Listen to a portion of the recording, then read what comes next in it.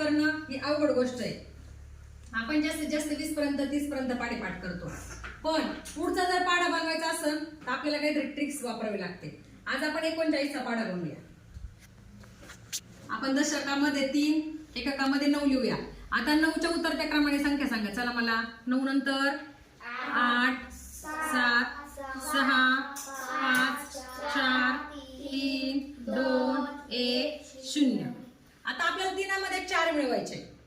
3मध्ये 4 सांगा. 3 आणि 4 7 7 आणि 4 11 11 आणि 4 15 15 आणि 4 19 19 आणि 4 23 23 आणि 4 27 27 आणि 4 31 31 आणि 4 35 35 आणि 4 39. आता आपण इथे पूर्ण पाढा लिहून घेऊया.